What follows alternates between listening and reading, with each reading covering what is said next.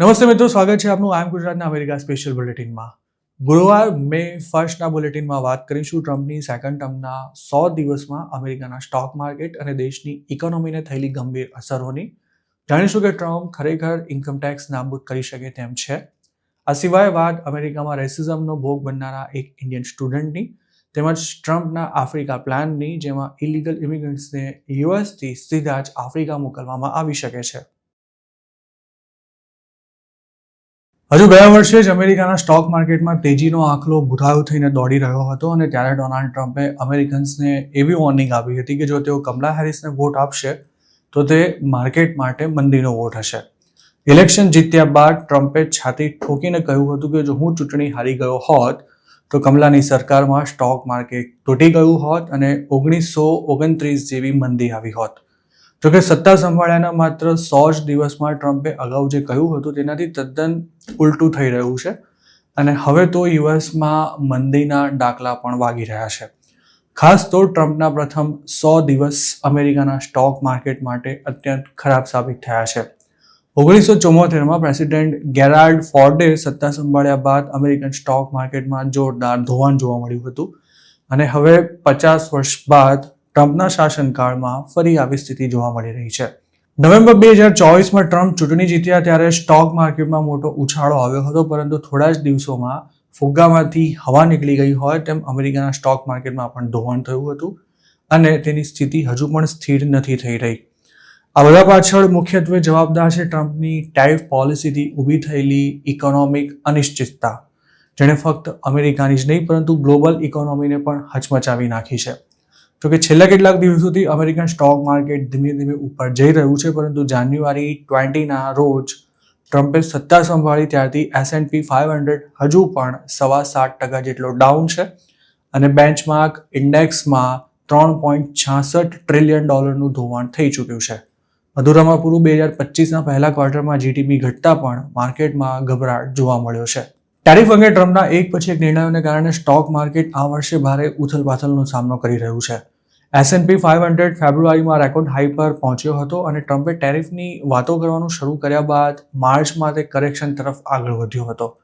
જોકે એપ્રિલની શરૂઆતમાં ટ્રમ્પે લિબરેશન ડેના નામે ટેરિફની જાહેરાત કર્યા બાદ S&P 500 ઊંધા માથે પટકાયો હતો, જે એપ્રિલ 8ના રોજ વર્ષના સૌથી નીચલા સ્તરે પહોંચી ગયો હતો અને મંદી તરફ સરકી રહ્યો હતો.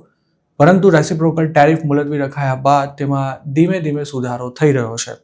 2024માં અમેરિકન માર્કેટને ઉપર લઈ જવામાં મેગ્નિફિશન્ટ 7 ટેક સ્ટોક્સની ભૂમિકા ખૂબ જ મહત્વની રહી હતી, પરંતુ ટ્રમ્પના આવ્યા બાદ તેમાં પણ કડાકો બોલાયો છે.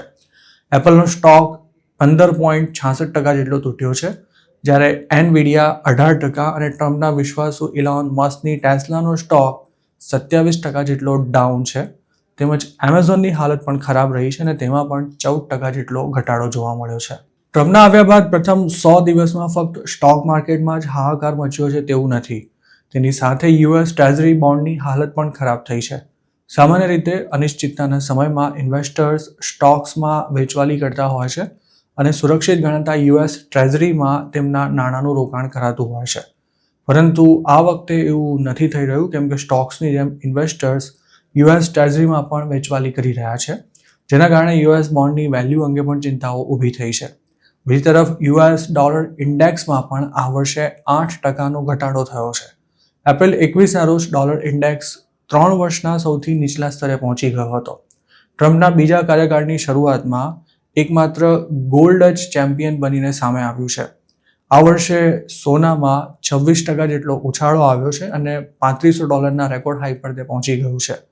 ટ્રમ્પની ટેરિફ પોલિસી અને યુએસ ચાઇના વચ્ચેના ટ્રેડ વોરથી ઊભી થયેલી અનિશ્ચિતતામાં ઇન્વેસ્ટર્સને ફક્ત ગોલ્ડ જ એકમાત્ર સેફ ઓપ્શન લાગી રહ્યો છે અને તેના કારણે ગોલ્ડની કિંમત રોકેટ ગતિએ વધી પણ રહી છે. જોકે હાલ પૂરતું તો ટ્રમ્પે ટેરિફ મુલતવી રાખ્યા છે અને ચીન સામેનો ટેરિફ ઘટાડવાના પણ સંકેત આપ્યા છે. તેથી યુએસ સહિતના વિશ્વના સ્ટોક માર્કેટ્સમાં ધીમો સુધારો જોવાઈ રહ્યો છે, પરંતુ અમેરિકન સ્ટોક માર્કેટને ટ્રમ્પના સત્તા પર આવ્યા પહેલાના લેવલ પર પહોંચવામાં હજુ કેટલો સમય લાગશે તે સવાલનો જવાબ કદાચ ટ્રમ્પ પાસે પણ નહીં હોય. પ્રેસિડેન્ટ ડોનાલ્ડ ટ્રમ્પ માટે આર્થિક મોરચે એક સાંધતા તેર તૂટે તેવી સ્થિતિ સર્જાઈ છે. તેમની સેકન્ડ ટર્મના માત્ર 100 દિવસમાં જ હવે અમેરિકાની ઇકોનોમી રિવર્સ ગિયરમાં આવી ગઈ હોય તેમ 2025ના ફર્સ્ટ ક્વાર્ટરમાં અમેરિકન જીડીપીનો ગ્રોથ -0.3%ના દરે નોંધાયો છે. જીડીપી રિપોર્ટ જાહેર થયા બાદ અમેરિકાના સ્ટોક માર્કેટમાં પણ વેચવાલી જોવા મળી હતી. આ નંબર્સ અંગે યુએસ કોમર્સ ડિપાર્ટમેન્ટનું એવું કહેવું છે કે 2024ના છેલ્લા ક્વાર્ટરમાં નોંધાયેલા 2.4%ના ગ્રોથ રેટની સરખામણીએ આ ઘટાડો ઘણો જ તીવ્ર છે અને આગામી ક્વાર્ટરમાં પણ તેમાં કોઈ વધારે સુધારો થાય તેવી શક્યતા લગભગ ના બરાબર છે તેવું અર્થશાસ્ત્રીઓનું માનવું છે. આ પહેલા યુએસ ઇકોનોમી 2025ના ફર્સ્ટ ક્વાર્ટરમાં 0.8%નો ગ્રોથ રેટ નોંધાવશે તેવા અંદાજ વ્યક્ત થઈ રહ્યા હતા, જે ખોટા પડ્યા છે અને તેના માટે ટ્રમ્પની આર્થિક નીતિઓને જવાબદાર માનવામાં આવી રહી છે. ટ્રમ્પનું અપ્રુવલ રેટિંગ હાલ આમે તળિયે છે અને બહુમતી અમેરિકન્સ તેમના પરફોર્મન્સથી ખુશ નથી. તેવામાં જીડીપીના આંકડા તેમની મુશ્કેલી હજુ પણ વધારી શકે છે. 2021માં બાઇડને સત્તા સંભાળ્યા બાદ અફઘાનિસ્તાનમાંથી અમેરિકન સૈન્યને પાછું બોલાવી લેવાનો નિર્ણય લેતા જ તેમનું અપ્રુવલ રેટિંગ ખૂબ જ ઘટી ગયું હતું, જેને તેઓ ક્યારે પણ રિકવર નહોતા કરી શક્યા. ટ્રમ્પની વાત કરીએ તો તેમની સામે લોકોમાં જે નારાજગી જોવા મળી રહી છે તેનું એક મુખ્ય કારણ દેશની ઇકોનોમી છે. આ વાતને ધ્યાનમાં રાખીને જ તેમણે એપ્રિલની શરૂઆતમાં જે મોટા ઉપાડે ટેરિફ વોર શરૂ કર્યું હતું તેમાં હવે તેમની સરકાર રોજે રોજ નવી રાહતોની જાહેરાત કરી રહી છે. આમ તો ટ્રમ્પે એપ્રિલ 2ના રોજ દુનિયાના 80થી વધુ દેશો પર બ્લેન્કેટ ટેરિફ્સ લાગુ કરવાનું એલાન કર્યું હતું, પરંતુ તે પહેલાં જ અમેરિકાની ઇકોનોમી પર ટેરિફના ડરની અસર દેખાવા લાગી હતી અને મોટા બિઝનેસીસે તેનાથી બચવા માટે ખૂબ જ મોટા પાયે માલસામાન ઇમ્પોર્ટ કરવાનું શરૂ કરી દીધું હતું. આ દરમિયાન અમેરિકાની આયાત ખૂબ જ વધી ગઈ હતી, જેની અસર જીડીપીના આંકડા પર જોવા મળી છે. જોકે અમેરિકાના અર્થશાસ્ત્રીઓનું માનવું છે કે જે ચિંતાજનક આંકડા હાલ જાહેર કરાયા છે તે હજુ પણ દેશની ઇકોનોમીમાં ચાલી રહેલી ગડબડનું સંપૂર્ણ ચિત્ર નથી બતાવી રહ્યા. કેટલાક એક્સપર્ટ્સનું એવું પણ માનવું છે કે હાલ કન્ઝ્યુમર ડિમાન્ડમાં જે ઘટાડો દેખાઈ રહ્યો છે તેની ઝલક સેકન્ડ ક્વાર્ટરના જીડીપીના આંકડા પર દેખાશે, જે ફર્સ્ટ ક્વાર્ટર કરતાં પણ કદાચ વધુ ભયાનક હોઈ શકે છે અને આ સ્થિતિમાં હવે કેટલાક એક્સપર્ટ્સ મંદીની શક્યતાને પણ જોઈ રહ્યા છે. જોકે આશાનું એક કિરણ એ પણ છે કે સેકન્ડ ક્વાર્ટરમાં દેશની આયાત ઘટશે અને આ દરમિયાન પ્રાઇવેટ ડોમેસ્ટિક પરચેઝર્સને થયેલા ફાઇનલ સેલ્સમાં ફર્સ્ટ ક્વાર્ટરમાં 3%ની વૃદ્ધિ જોવા મળી હતી, જે દર્શાવે છે કે કન્ઝ્યુમર્સ અને બિઝનેસીસની ડિમાન્ડમાં કોઈ ખાસ ફરક નથી પડ્યો. જીડીપીમાં થયેલા ઘટાડા માટે ટ્રમ્પે પોતાના પુરોગામી બાઇડનને જવાબદાર ગણાવતા ટ્રુથ સોશિયલ પર એવું લખ્યું હતું કે અમેરિકા ખૂબ જ પ્રગતિ કરશે, પરંતુ જે આંકડા આવ્યા છે તે બાઇડન સરકારના કારણે છે અને તેને ટેરિફ સાથે કોઈ જ લેવા દેવા નથી. અમેરિકાની ઇકોનોમી રોકેટ ગતિએ આગળ વધશે અને છેલ્લે ટ્રમ્પે એવું લખ્યું હતું કે થોડી ધીરજ રાખો. બુધવારે કેબિનેટ મીટિંગ દરમિયાન પણ ટ્રમ્પે નેગેટિવ ગ્રોથ માટે બાઇડનને જવાબદાર ઠેરવ્યા હતા. ટ્રમ્પના ટોચના ટ્રેડ એડવાઇઝર પીટર નવારોએ જીડીપી રિપોર્ટને પોતાની કરિયરમાં અત્યાર સુધી જોયેલો સૌથી નેગેટિવ રિપોર્ટ ગણાવ્યો છે અને તેમણે એવું કહ્યું હતું કે માર્કેટ્સે વધારે ઊંડાણપૂર્વક જોવાની જરૂર છે. સીએનબીસી સાથેના એક ઇન્ટરવ્યૂમાં તેમણે ગત ક્વાર્ટરમાં ડોમેસ્ટિક ઇન્વેસ્ટર્સમાં મોટા ઉછાળા તરફ ધ્યાન દોર્યું હતું, પરંતુ કોમર્સ ડિપાર્ટમેન્ટે એવું જણાવ્યું છે કે આ ડોમેસ્ટિક ઇન્વેસ્ટમેન્ટમાંથી મોટાભાગનો હિસ્સો ટેરિફ પહેલા બિઝનેસીસ દ્વારા તેમની ઇન્વેન્ટરીમાં વધારો કરવાના કારણે થયો છે. આ સિવાય સરકારી ખર્ચામાં થયેલા ઘટાડાની અસર પણ જીડીપી ગ્રોથ પર જોવા મળી રહી છે. જોકે એક્સપર્ટ્સ કહી રહ્યા છે કે જીડીપીનો રિપોર્ટ ગત વર્ષની સરખામણીમાં ઘણો નબળો રહ્યો છે, પરંતુ તેનો અર્થ એવો નથી કે અમેરિકા મંદીના ભરડામાં આવી ચૂક્યો છે. ટેકનિકલી મંદી છે તેવું નક્કી કરવા માટે પણ ઘણા બધા પેરામીટર્સ પર આધાર રાખવો પડતો હોય છે, જેમાં labour market, consumer spending, industrial activity અને બિઝનેસ ઇન્વેસ્ટમેન્ટ પણ સામેલ છે. ભલે મંદી છે તેવું હાલ લાગી રહ્યું હોય, પરંતુ પોલ્સ અને સર્વે પ્રમાણે કેટલાક મોરચે ઇકોનોમી હજી પણ સારી સ્થિતિમાં છે. અમેરિકામાં અનએમ્પ્લોયમેન્ટ રેટ પ્રમાણમાં નીચો રહ્યો છે અને માર્ચ સુધીમાં બેરોજગારીનો દર 4.3% જેટલો હતો. સરકારી ડેટા પ્રમાણે બિઝનેસ અને તેમના ઓપરેશન્સમાં પણ ઇન્વેસ્ટમેન્ટ વધી રહ્યું છે. પરંતુ જો ટ્રમ્પ પોતાના ટેરિફના વળગણને યથાવત રાખશે તો આગામી સમયમાં યુએસની ઇકોનોમી વધારે ખરાબ સ્થિતિમાં પહોંચી શકે છે. હાલની સ્થિતિ પર એક ઇકોનોમિસ્ટે એવું જણાવ્યું હતું કે જીડીપીનો જે ડેટા આવ્યો છે તેના પરથી મંદી છે તેવું કહી શકાય નહીં, પણ આ ડેટા તે વાતનો સંકેત ચોક્કસ આપી રહ્યા છે અને જો ટેરિફ યથાવત રહેશે તો પરિસ્થિતિ વણસી શકે છે. ઉલ્લેખનીય છે કે છેલ્લે 2020માં અમેરિકન ઇકોનોમીમાં જે નેગેટિવ ગ્રોથ જોવા મળ્યો હતો તેનું કારણ કોવિડ પેન્ડેમિક હતો અને આ મંદી ફક્ત 2 મહિના જેટલી જ રહી હતી. તે અગાઉ ડિસેમ્બર 2007 થી જૂન 2009 દરમિયાન આવેલી મંદીએ અમેરિકાની ઇકોનોમીને જબરજસ્ત ફટકો પહોંચાડ્યો હતો, જે ગ્રેટ ડિપ્રેશન બાદ અમેરિકન ઇકોનોમીનો સૌથી ખરાબ સમય રહ્યો હતો. અમેરિકાના પ્રેસિડેન્ટે એપ્રિલની શરૂઆતમાં દુનિયાના 80થી પણ વધુ દેશો પર ટેરિફ નાખ્યો ત્યારે તેમણે પોતાની પોલિસીને સાચી ઠેરવતા દેશના લોકોને એવા સપના બતાવ્યા હતા કે ટેરિફને કારણે યુએસને એટલી બધી રેવન્યુ થશે કે અમેરિકાના લોકોએ ટેક્સ ભરવાની કોઈ જરૂર જ નહીં પડે.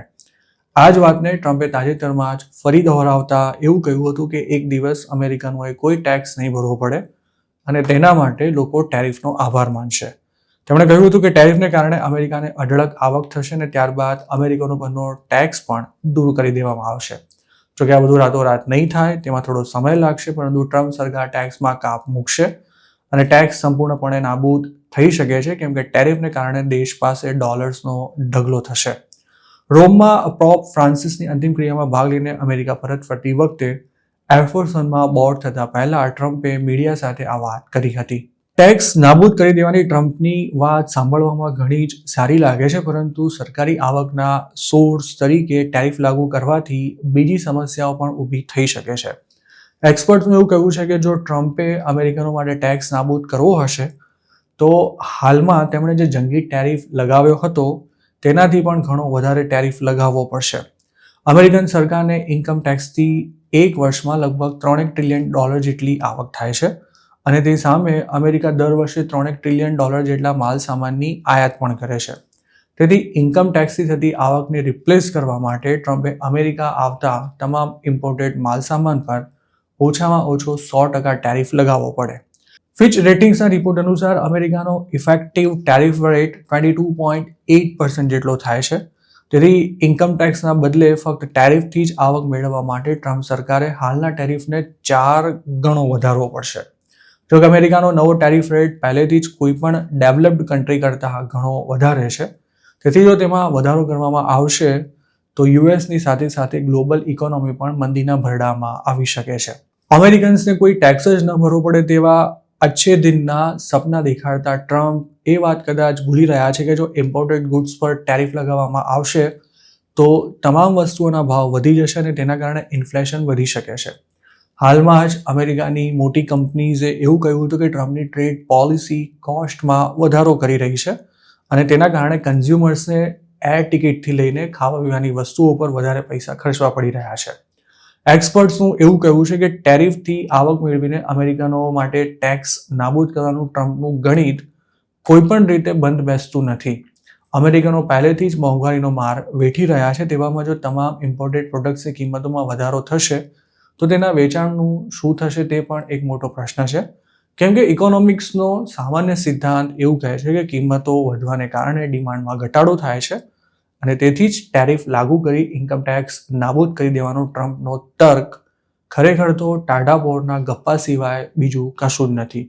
તેમ છતાં પણ ટ્રમ્પે ગયા અઠવાડિયે ટાઈમ મેગેઝિન સાથેના એક ઇન્ટરવ્યૂમાં એવું કહ્યું હતું કે 50% જેટલા ઊંચા ટેરિફ રેટને સંપૂર્ણ વિજય ગણી શકાય કારણ કે તેનાથી દેશની આવક ખૂબ જ વધશે. જોકે ટ્રમ્પ જે વાતો કરી રહ્યા છે તેની સામેના માત્ર દેખીતા પડકારો છે. તેની સાથે સાથે બીજી પણ કેટલીક સમસ્યા આ બાબત સાથે સંકળાયેલી છે અને સૌથી મોટો પ્રોબ્લેમ એ છે કે ટ્રમ્પના ફેડરલ ઇન્કમ ટેક્સને નાબૂદ કરવાના પ્લાનને અમલી બનાવવા માટે કોંગ્રેસની કાર્યવાહીની જરૂર પડશે. ઇન્કમ ટેક્સને સંપૂર્ણપણે નાબૂદ કરી દેવા માટે હાલ કોઈ જ બિલ અસ્તિત્વમાં નથી. આ ઉપરાંત ટ્રમ્પ એવું કહી રહ્યા છે કે હાઈ ટેરિફને કારણે કંપનીઝ અમેરિકામાં ફેક્ટરીઝ નાખી પ્રોડક્શન કરશે. હવે જો મોટાભાગની કંપનીઓ આવું કરે તો પછી ઇમ્પોર્ટ પણ ઘટી જશે અને જો ઇમ્પોર્ટ ઘટે તો અમેરિકાને ટેરિફથી થતી આવક કઈ રીતે વધશે? ટેરિફથી ઇન્કમ ટેક્સ નાબૂદ કરવા ઈચ્છતા ટ્રમ્પે એવું પણ સ્વીકાર્યું છે કે આવું રાતોરાત નથી થવાનું. ટ્રમ્પ વાર્ષિક $2 લાખ ઓછી કમાણી કરનારા લોકોને ટેક્સમાં રાહત આપવા માંગે છે, પરંતુ સાથે સાથે તેમણે એવું પણ સ્વીકાર્યું હતું કે ટેરિફથી થનારી રેવન્યુનો ઉપયોગ ઇન્કમ ટેક્સને રિપ્લેસ કરવા સિવાય અમેરિકાનું દેવું ઘટાડવા જેવા અન્ય હેતુ માટે પણ કરવો પડશે.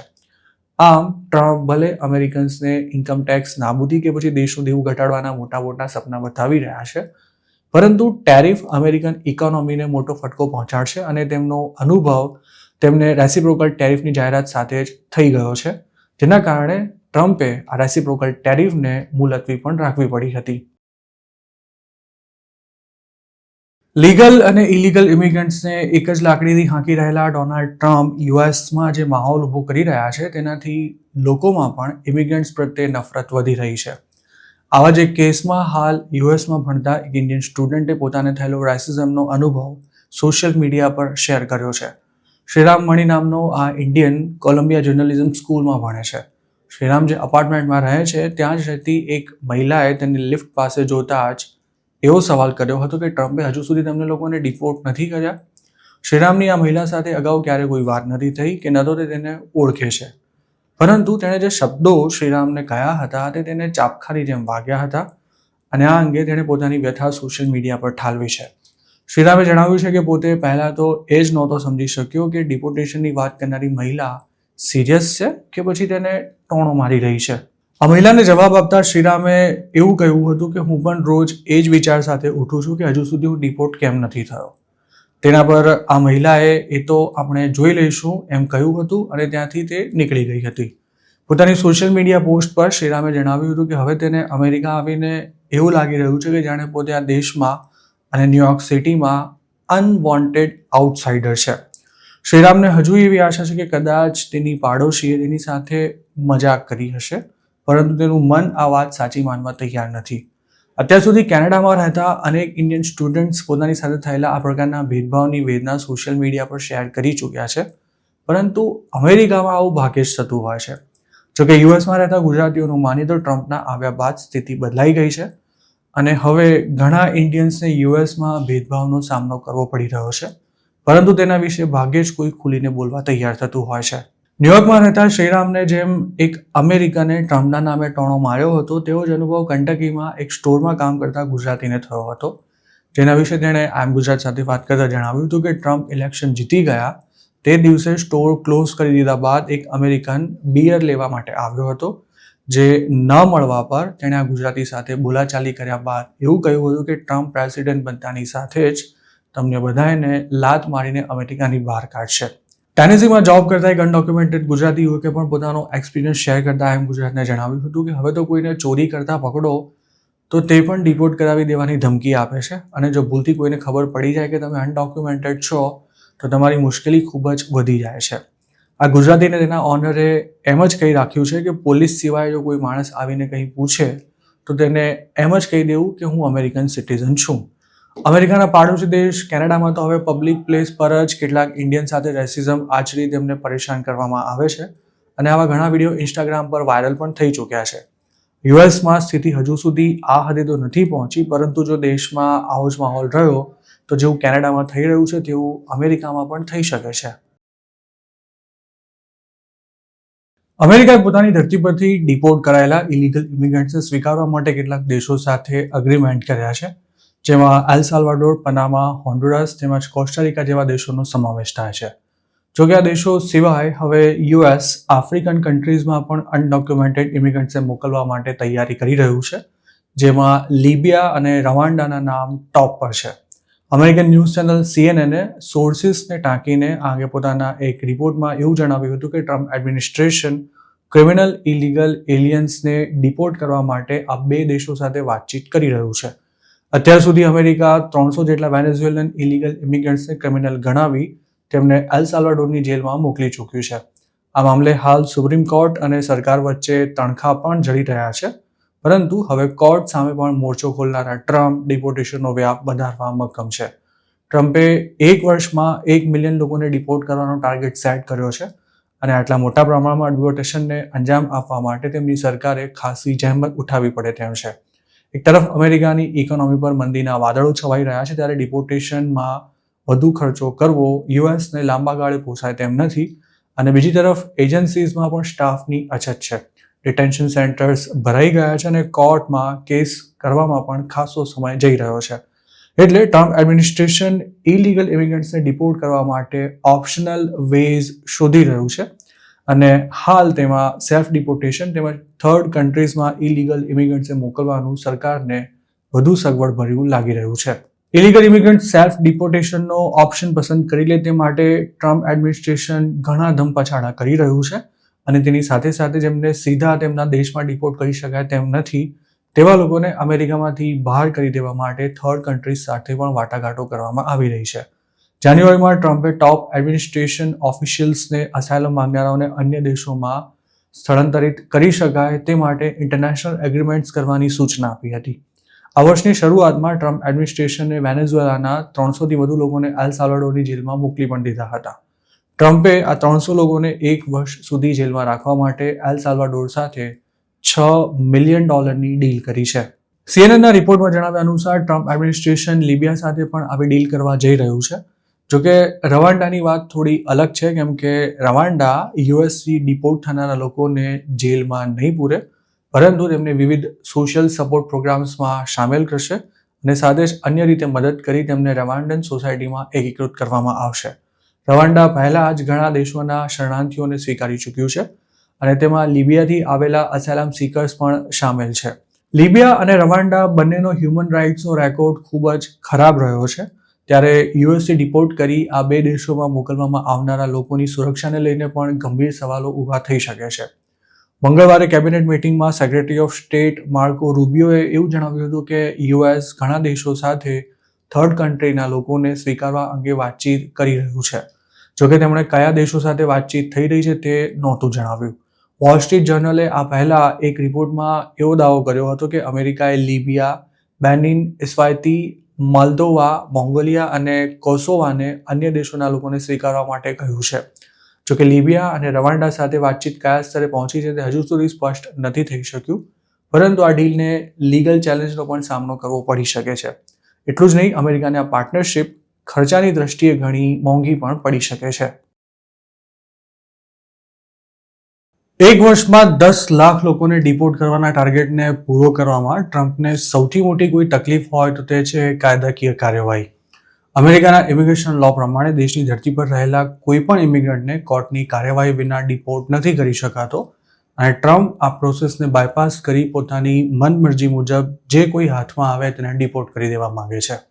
આ મામલે ફરી એકવાર પોતાના ઈરાદા સ્પષ્ટ કરતા ટ્રમ્પે એબીસી ન્યૂઝને આપેલા એક ઇન્ટરવ્યુમાં જણાવ્યું હતું કે બાઇડનના કાર્યકાળમાં 21 મિલિયન જેટલા ઇલીગલ ઇમિગ્રન્ટ્સ અમેરિકામાં ઘૂસી ગયા હતા અને તે વખતે કોઈને કોર્ટમાં હાજર કરવામાં નહોતા આવ્યા.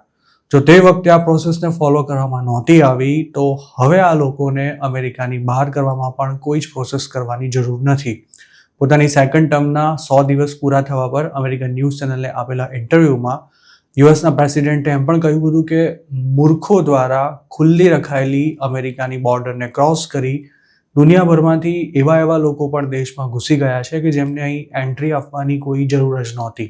આ ઇન્ટરવ્યુમાં ટ્રમ્પને એવો સવાલ પણ પૂછવામાં આવ્યો હતો કે દેશના કાયદા પ્રમાણે કોઈને પણ કોર્ટની કાર્યવાહી વિના ડિપોર્ટ ન કરી શકાય. તેના જવાબમાં ટ્રમ્પે એવું જણાવ્યું હતું કે આવો કોઈ કાયદો ખરેખર છે કે નહીં તે અંગે લોયર્સને પૂછવું પડશે, પરંતુ એ વાત છે કે 21 મિલિયન ઇલીગલ ઇમિગ્રન્ટ્સમાં અનેક લોકો ક્રિમિનલ્સ છે જેમને ઝડપથી અમેરિકાની બહાર કાઢવા પડશે અને જો તેમને હિયરિંગનો મોકો આપવામાં આવે અને એવું માની લઈએ કે એક કેસ પૂરો થતાં 2 વીક જેટલો પણ સમય લાગે તો 21 મિલિયનને ડિપોર્ટ કરવામાં વર્ષોના વર્ષો નીકળી જશે. ટ્રમ્પનો એવો પણ દાવો હતો કે એવો કોઈ કાયદો છે જ નહીં કે જેમાં ઇલીગલ ઇમિગ્રન્ટ્સને ટ્રાયલનો હક મળે છે. આ લોકો કાયદાનો ભંગ કરીને અમેરિકામાં ઇલીગલી આવ્યા હતા અને તેમને બહાર કાઢવા જ પડશે અને તમામને કોર્ટ સમક્ષ હાજર કરવા શક્ય નથી તેવું પણ તેમણે જણાવ્યું હતું. ટ્રમ્પે ફરી પોતાની વાત દોહરાવતા કહ્યું હતું કે ક્રિમિનલ ઇલીગલ એલિયન્સ અમેરિકન્સના ખૂન કરી રહ્યા છે. તેમને ટ્રાયલનો રાઇટ આપવો શક્ય નથી અને તેમના માટે બસ એક જ પ્રક્રિયા છે અને તે છે તેમને અમેરિકામાંથી આઉટ કરવાની. વેનેઝુએલાના 200 જેટલા ઇલીગલ ઇમિગ્રન્ટ્સને એલ સાલ્વાડોરની જેલમાં મોકલી દેવા અંગેના એક સવાલનો જવાબ આપતા ટ્રમ્પે એવું જણાવ્યું હતું કે તે લોકો ક્રિમિનલ્સ હતા.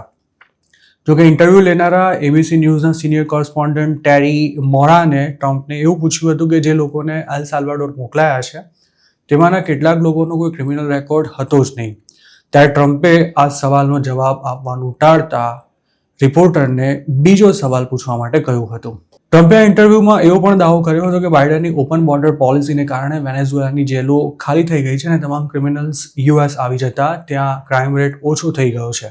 તેમણે જણાવ્યું હતું કે અમેરિકાના લોકોએ મને ક્રિમિનલ ઇલીગલ એલિયન્સને દેશમાંથી હાંકી કાઢવા માટે વોટ આપ્યા છે અને મારે આ કામ કરવાનું જ છે.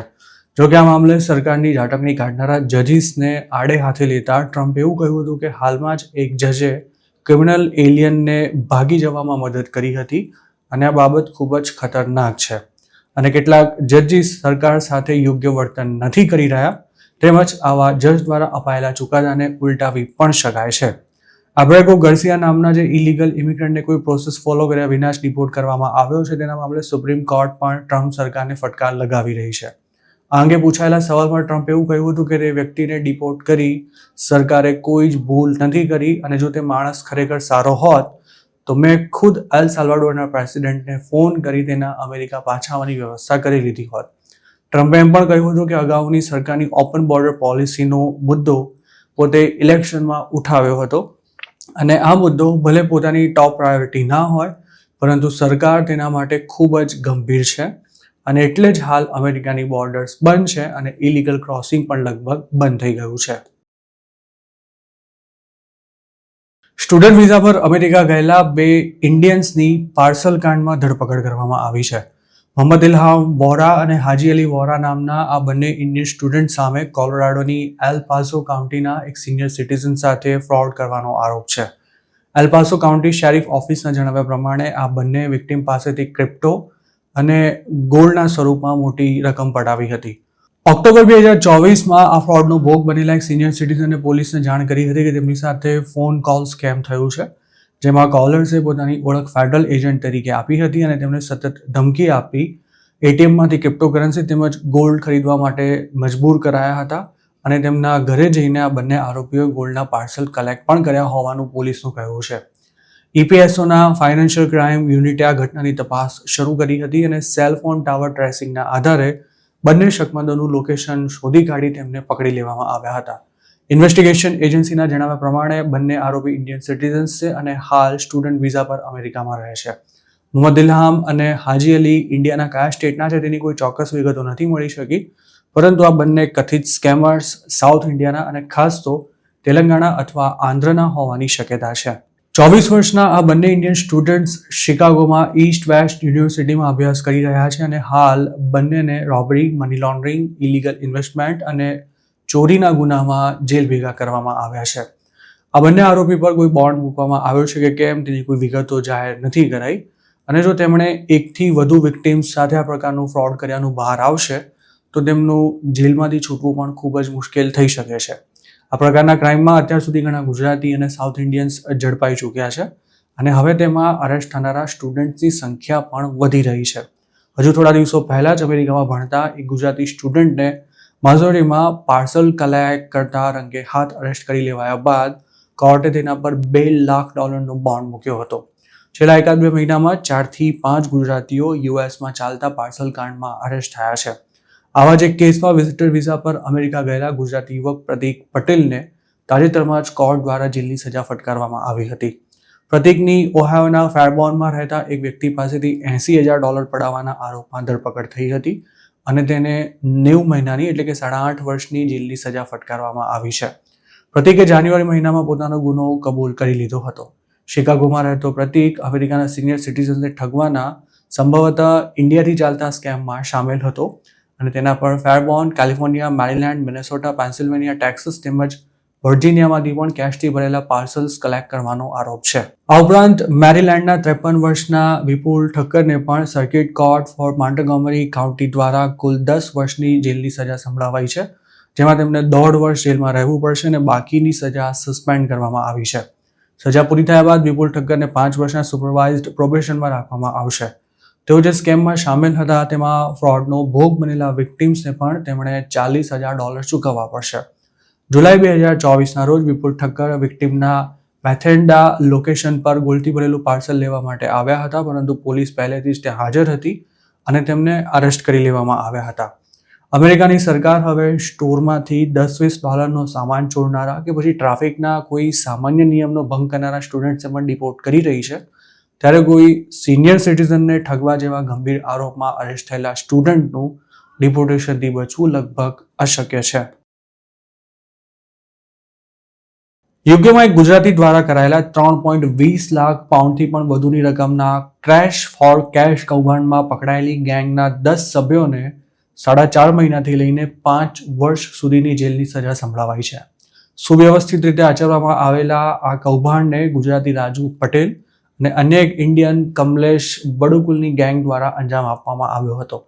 આ કાંડના મુખ્ય ભેજાબાજ રાજુને સૌથી વધુ 5 વર્ષની જ્યારે તેના સાગરીત કમલેશને 4 વર્ષની જેલની સજા ફટકારવામાં આવી છે. આ ગેંગે ડિસેમ્બર 2015 થી ઓક્ટોબર 2016 દરમિયાન એક જ વર્ષમાં આટલું મોટું ફ્રોડ આચર્યું હોવાનું સિટી ઓફ લંડન પોલીસની ઇન્સ્યોરન્સ ફ્રોડ એન્ફોર્સમેન્ટ ડિપાર્ટમેન્ટની તપાસમાં બહાર આવ્યું હતું.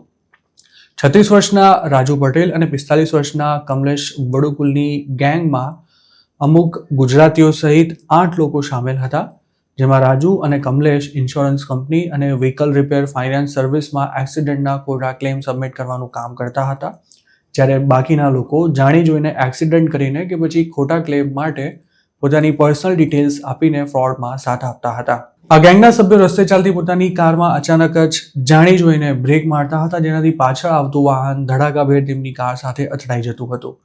રાજુ અને કમલેશની ગેંગ દ્વારા વોલસોલ સિટીમાં આ પ્રકારે ઘણા ખોટા અકસ્માતોને અંજામ આપવામાં આવ્યો હતો, જેમાં કેટલાક કિસ્સામાં તો એક્સિડન્ટ ખરેખર થયા જ નહોતા, તેમ છતાં પણ તેના ક્લેમ કરવામાં આવ્યા હતા. તેની તપાસમાં એવું પણ બહાર આવ્યું હતું કે આ ગેંગ વ્હીકલ રિપેર કંપનીને છેતરવા માટે જ્યારે કંપનીના માણસો ઇન્સ્પેક્શન કરવા આવવાના હોય ત્યારે અકસ્માતનું જે સ્થળ જણાવાયું હોય ત્યાં પોતાની કાર પાર્ક કરી દેતા હતા. આ ગેંગમાં ઘણા સભ્યોની ભરતી કરવામાં આવી હતી અને તેમને અકસ્માતનો ક્લેમ કરવા માટે પૈસા પણ ચૂકવાતા હતા. ગેંગ મેમ્બર્સ વચ્ચે થયેલી વોટ્સએપ ચેટ્સની તપાસમાં પોલીસને એવું જાણવા મળ્યું હતું કે અકસ્માતનો ક્લેમ કઈ રીતે કરવો અને મેડિકલ એક્ઝામિનર્સને શું કહેવું તેની આખી સ્ક્રિપ્ટ ગેંગના અન્ય સાગરીતોને તૈયાર કરીને આપવામાં આવતી હતી. રાજુ અને કમલેશ અકસ્માત થયેલા વાહનોની બોડી રિપેરિંગનું કામ કરતા હતા અને તેની આડમાં આ ફ્રોડને અંજામ આપતા હતા. ડિસેમ્બર 2015માં તેમણે એક રિપેર ફાઇનાન્સ સર્વિસ કંપની સાથે અકસ્માતનો ભોગ બનેલા વ્હીકલ્સના ડ્રાઈવરને અમુક રકમની ક્રેડિટ આપવાનો અગ્રીમેન્ટ કર્યો હતો.